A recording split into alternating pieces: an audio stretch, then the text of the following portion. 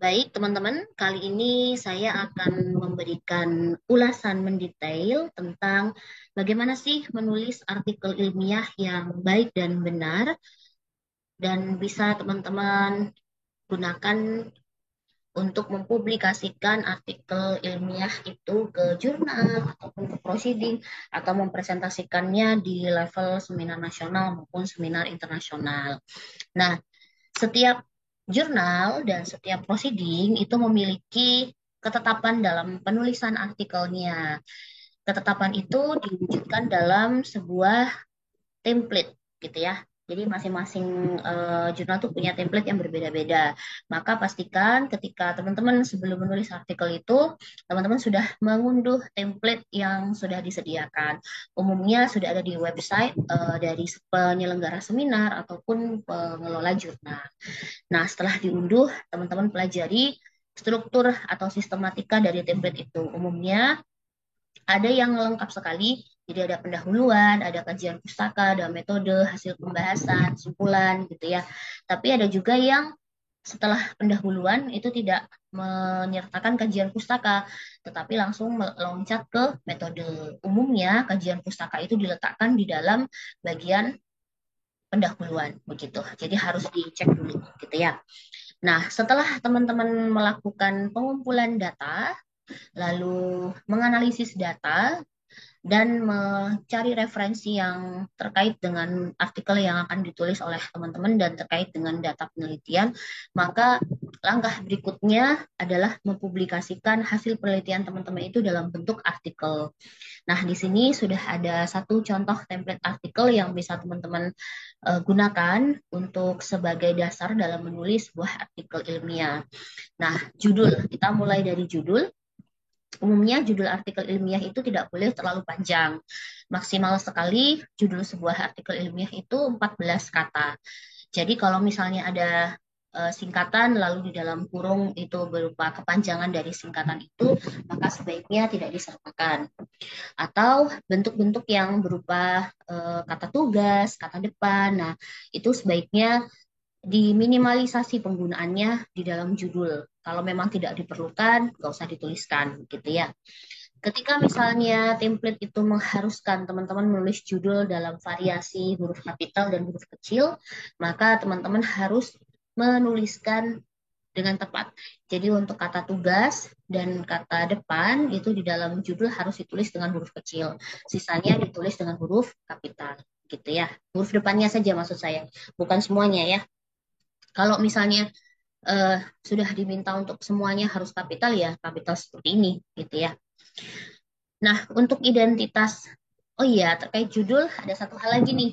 Jadi kalau misalnya teman-teman nulis judul itu harus relevan dengan isi artikel yang teman-teman tulis. Jadi kalau misalnya tidak relevan, sebaiknya jangan, karena memang judul itu adalah gambaran dari isi artikel yang teman-teman tulis. Misalnya, teman-teman sedang melakukan penelitian tentang motivasi belajar bahasa Indonesia. Nah, itu harus ditulis dengan judul motivasi belajar bahasa Indonesia. Jangan upaya peningkatan. Nah, itu tentu tidak relevan ya dengan isi artikelnya. Untuk nama penulis, ini ditulis semua, lalu diberikan nomor ya, penulis satu, nomor satu, dua, tiga. Tapi kalau misalnya program studinya berasal dari prodi yang sama, maka ditulis satu saja. Tapi kalau berasal dari prodi yang berbeda, misalnya seperti ini kalau teman-teman lihat, ini kan satu Ilma Tusadia, ini berasal dari program studi sains data. Nah, ada nomor dua ini Widi Wuryani dari program studi agroteknologi. Nah, ini keduanya berbeda, makanya identitasnya ditulis semua. Abdul Hamid nomor tiga ini dari program studi teknik mesin alat berat dari Politeknik Negeri Madura. Nah itu beda sekali lagi gitu ya.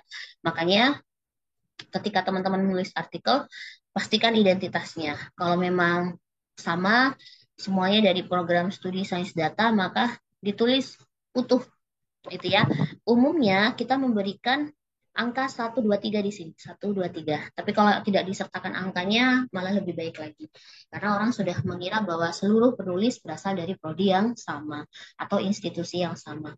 Tinggal nomor ini digunakan untuk memberi pembeda pada alamat email semua penulis yang teman-teman sertakan di dalam identitas yang ada di bawah judul.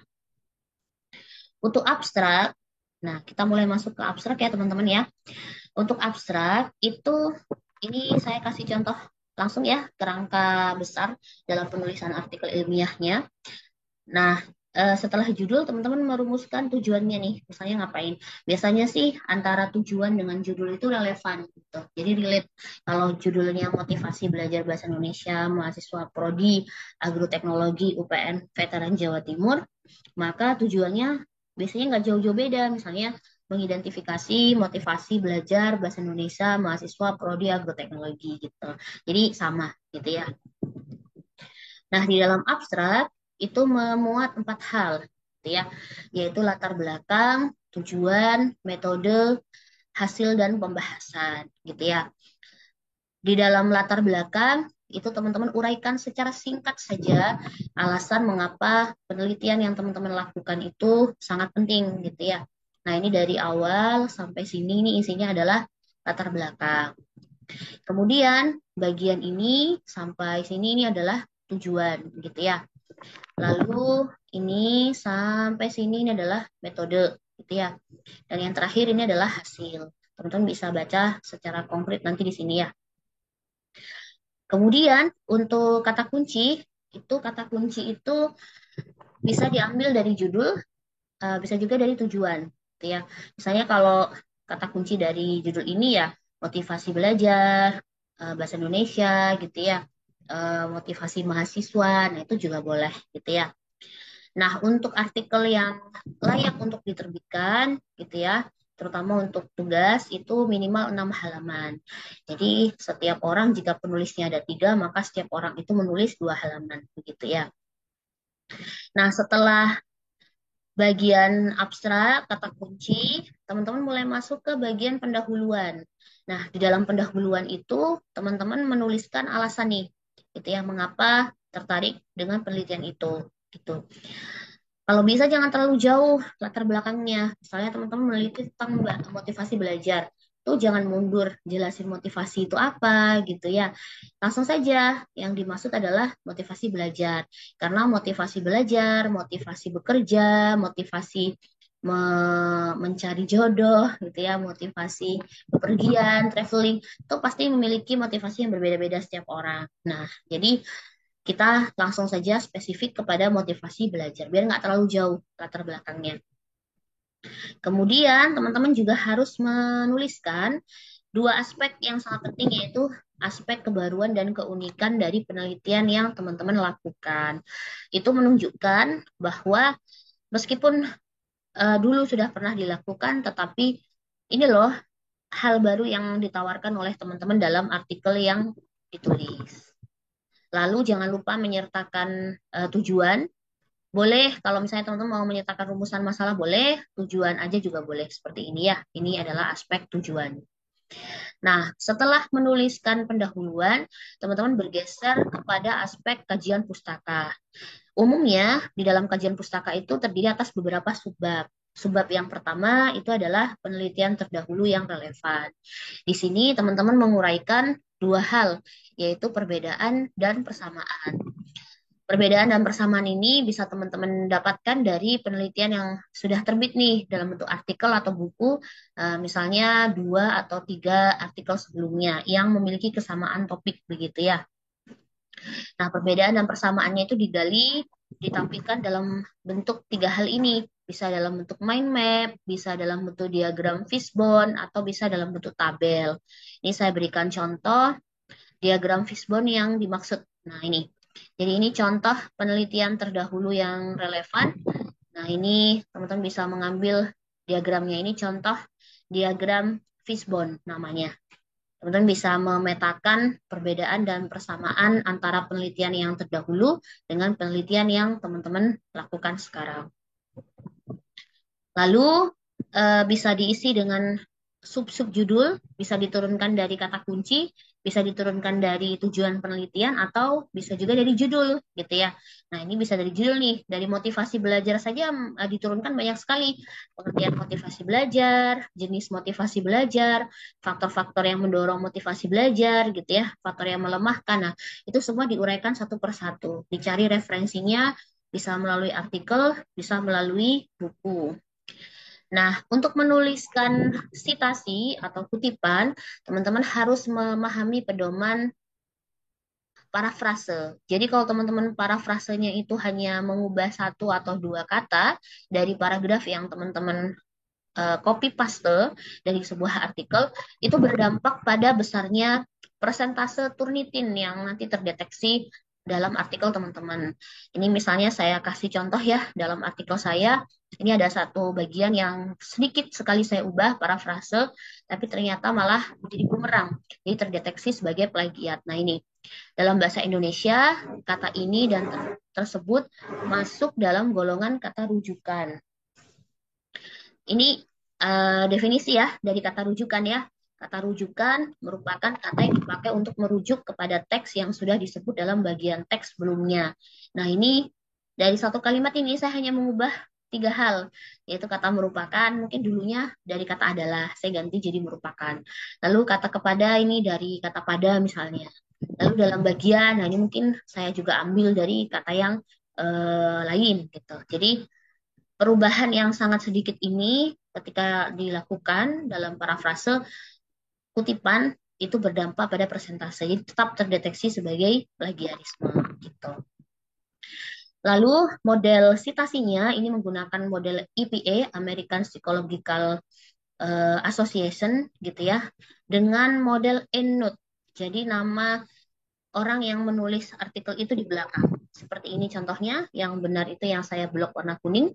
Kalau misalnya ada kutipan dalam kutipan, artinya teman-teman tertarik pendapat seseorang dalam artikel yang utuh gitu ya.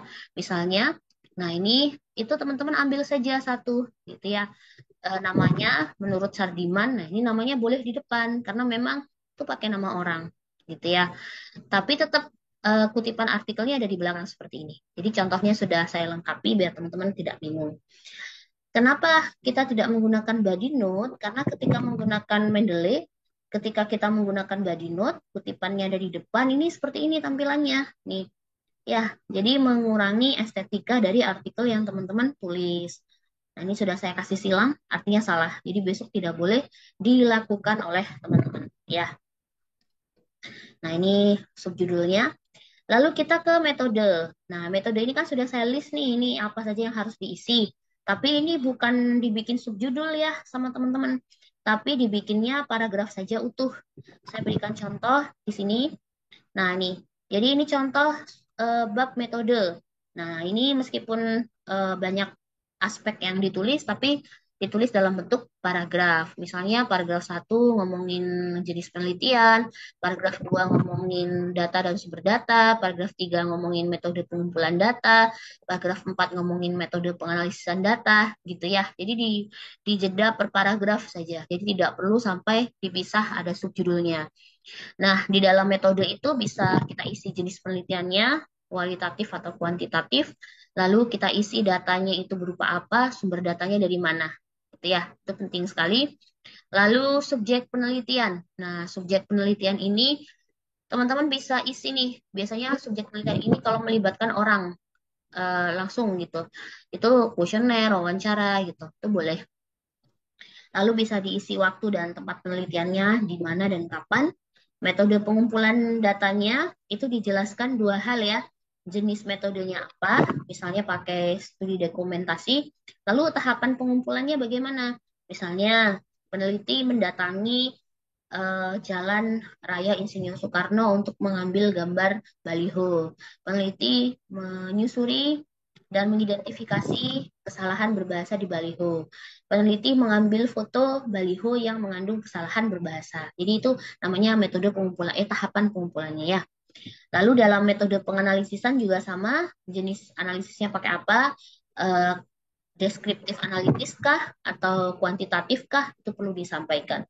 Lalu tahapan analisisnya juga boleh kalau teman-teman lakukan, misalnya mengidentifikasi, menganalisis, itu ya boleh dijabarkan. Kemudian hasil dan pembahasan. Nah, kalau misalnya cuma satu subjudul boleh. Kalau mau dipecah menjadi dua subjudul atau tiga subjudul itu juga boleh.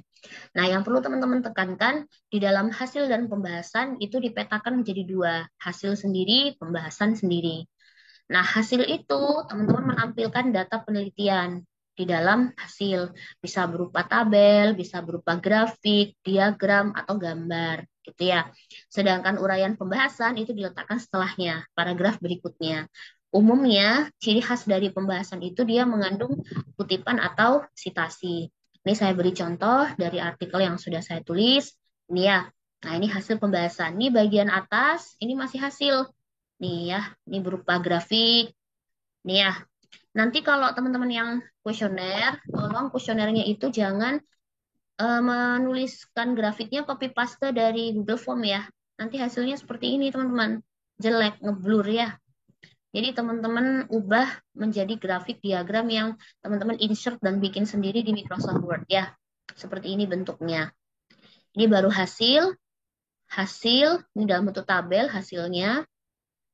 Ini hasilnya dalam bentuk kutipan. Ini kalau misalnya teman-teman melakukan wawancara itu boleh dilakukan seperti ini, tinggal ditulis dengan huruf miring. Nah, ini nih paragraf-paragraf terakhir sebelum berganti subjudul, ini adalah pembahasan. Nih, yang saya blok ya, ini adalah pembahasan. Nah, pembahasan ini, ciri khasnya ini nih, ada kutipannya. Nih, ada Tulistiani, ada Depdiknas, ada Apriliana ya. Itu menunjukkan bahwa artikel ini disertai dengan pembahasan gitu. Lalu berganti ke subjudul yang berikutnya. Simpulan dan saran ya itu garis besar saja ya apa yang bisa disimpulkan, hasilnya bagaimana, lalu kontribusi atau saran yang teman-teman bisa berikan apa gitu ya. Misalnya saran untuk penelitian berikutnya harusnya seperti apa berdasarkan kekurangan dan kelemahan dari penelitian yang teman-teman sudah lakukan, atau bisa juga kontribusi eh, terhadap masyarakat luas yang terkait dengan hasil penelitian teman-teman gitu ya. Lalu ini daftar pustaka. Nah, untuk daftar pustaka ini teman-teman bisa menuliskan dalam bentuk reference gitu ya. Nah, seperti ini nulisnya gitu ya. Minimal 10 referensi teman-teman bisa dapatkan dari campuran artikel dan buku, karena kalau referensinya sedikit maka artikel teman-teman itu tidak valid. Artinya teman-teman tidak banyak membaca. Nanti daftar pustakanya ditulis dalam bentuk EPA. Sama ya, citasinya EPA, daftar pustakanya juga EPA. Ini sudah saya kasih catatan di sini. Untuk lampiran, ini bersifat bebas ya. Jadi kalau memang diperlukan, boleh. Misalnya transkripsi utuh dari data penelitian tuh boleh dilampirkan. Lalu Turnitin. Nah, ini maksimal 20% saja ya teman-teman ya. Ini sangat kecil ya. Jadi nanti sebelum diserahkan, diturnitin dulu, dicek. Kalau masih 25%, dikecilin dulu, diperbaiki dulu. Lalu diturnitin ulang, kalau sudah kecil baru diserahkan. Gitu ya. Baik, itu teman-teman untuk penulisan artikel ilmiah. Semoga bermanfaat untuk perkembangan menulis artikel ilmiah teman-teman ke depannya. Selamat belajar menulis, teman-teman.